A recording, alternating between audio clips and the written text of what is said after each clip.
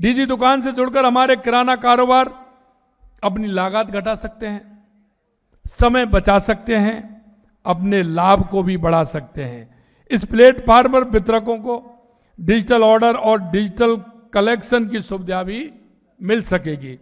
यह प्लेटफॉर्म व्यापार को अधिक पारदर्शिता, प्रतिस्पर्धा और लाभकारी बनाएगा। कुछ साल पहले तक डिजिटल तकनीक केवल बड़े शहरों में और बड़ी कंपनियों तक सीमित थी। आज ये धीरे धीरे देखते हैं, एक चाय की दुकान पर, जूस की दुकान पर जाओगे तो आपको डिजिटल मिलेगा, तुरंत उसको पेमेंट कर दीजिए। डिजिटल इंडिया के माध्यम से तकनीकी को आम नागरिक और छोटे व्यापारियों तक पहुंचा दिया है। आज भारत दुनिया की सबसे तेजी से उभरती डिजिटल अर्थव्यवस्था में शुमार हो चुका है। UPI, DigiLocker, GST network, Jan Dhan, DBT जैसी पहल देश की आर्थिक ताकत को बढ़ा रही है। यह डिजिटल बदलाव ओएनडीसी के माध्यम से कारोबारी क्षेत्रों में हो रहा है। माननीय प्रधानमंत्री जी का कहना है कि ओएनडीसी ने छोटे छोटे व्यापारियों को सशक्त बनाने और ई कॉमर्स में क्रांति लाने में योगदान दिया है। मोदी जी की यह पहल विकास और समृद्धि को तेजी से आगे बढ़ाने में महत्वपूर्ण भूमिका निभा रही है। साथियों, आपने देखा होगा, मैं एक जयपुर का उदाहरण देना चाहता हूं। यहां फ्रांस के राष्ट्रपति जयपुर पधारे थे। हवा महल पर प्रधानमंत्री जी के साथ चाय पी थी। आपको ध्यान आ रहा है कि नहीं आ रहा है? हैं? और यूपीआई से उसका भुगतान किया। यह उस दिन देश दुनिया के लिए संदेश देना था कि भारत का एक छोटा सा दुकानदार, आप सभी ने क्या, यूपीआई से भुगतान करके और वो इसको आगे बढ़ाने का, डिजिटल क्रांति को दुनिया के सामने रखा है और हमारे छोटे व्यापारियों को एक सशक्त प्रदर्शन किया है। आप देख सकते हैं, उस दिन दुनिया को जयपुर से संदेश था कि भारत किस तरह से आगे बढ़ रहा है। एक छोटे से दुकानदार भी किस तरह से काम कर रहे हैं। दुकान और ऑनलाइन प्लेटफॉर्म का सबसे मजबूत संबंध विश्वास का है। दोनों एक दूसरे के विकल्प नहीं बल्कि एक दूसरे के पूरक बन रहे हैं। भारत के सामान्य व्यापार तंत्र में 1,40,00,000 से अधिक किराना दुकानें हैं। एफएमजीसी क्षेत्र की लगभग 75 से 80% बिक्री आज भी उन्हीं दुकानों के माध्यम से हो रही है। यह किराना दुकान भारत की अर्थव्यवस्था की वास्तविक ताकत है। आप देख सकते हो, किराना की दुकान पर एक छोटा सा व्यक्ति जाकर के किस तरह से डिजिटल पेमेंट करता है, वो दुनिया की ताकत बन रहा है। यह करोड़ों व्यापारियों के भरोसे का केंद्र है। आज समय के साथ व्यापार की प्रकृति बदल रही है। ग्राहक डिजिटल हो रहा है, भुगतान डिजिटल हो रहा है और अब आपूर्ति भी डिजिटल हो रही है। ऐसे हमारे छोटे व्यापारी भी डिजिटल रूप से सशक्त हों और यह समय की आवश्यकता भी है। और मैं धन्यवाद देना चाहता हूं सुनील सिंह जी को कि हैदराबाद के बाद आज हमारा जयपुर ऐसा दूसरा शहर जहां आज डीजी दुकान का शुभारंभ हुआ है। यह राजस्थान के लिए गौरव की बात है और मुझे विश्वास है कि राजस्थान के व्यापारी इस पहल को पूरे उत्साह के साथ इस पहल को आगे बढ़ाएंगे। हमारे व्यापारियों ने हमेशा बदलावों को खुले मन से स्वागत किया और मुझे उम्मीद है कि आप डीजी दुकान को भी अपनी तरक्की के मंच के रूप में स्वीकार करेंगे। साथियों, राजस्थान सदियों से व्यापार और उद्यमिता की भूमि रहा है और यह मैं जहां जाता हूं मैं कहता हूं और इस बात की मुझे खुशी होती है कि देश के किसी भी प्रदेश के किसी भी राजधानी, किसी भी बड़े शहर में जाता हूं, दुनिया के किसी देश में जाता हूं तो वहां मेरे प्रवासी राजस्थान भाइयों को देखता हूं, मन प्रफुल्लित हो जाता है कि वो राजस्थान की मिट्टी की खुशबू वो व्यापारी पूरी देश और दुनिया में फैलाने का काम कर रहे हैं।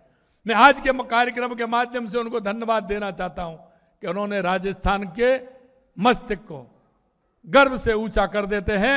जो वहां जाकर के हम सुनते हैं कि इस शहर में या इस देश में सबसे बड़े व्यापारियों में नाम राजस्थान के 4, 6, 10 होते हैं, यह गर्व से ऊंचा हो जाता है।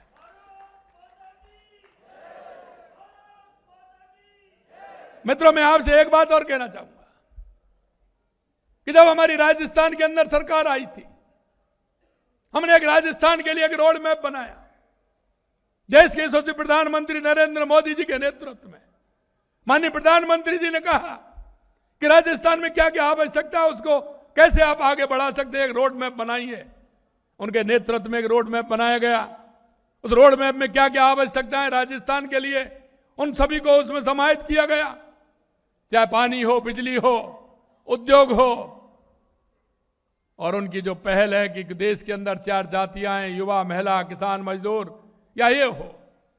और हमने उसमें सोचा सबसे पहले राजस्थान में किसान को लेकर के, उद्योग को लेकर पानी की आवश्यकता है, तो पूरे राजस्थान के अंदर पानी की व्यवस्थाएं की। और आज आप देख सकते हैं कि राजस्थान का एक भी जिला ऐसा नहीं है जिसमें पानी के लिए व्यवस्था नहीं हो रही हो, कहीं ना कहीं से उसको जोड़ा जा रहा है। दूसरी आवश्यकता बिजली की थी। बिजली की आवश्यकता आप देख रहे हैं कि पूर्व सरकार ने 5 साल में 3,900 मेगावाट पैदा किया था।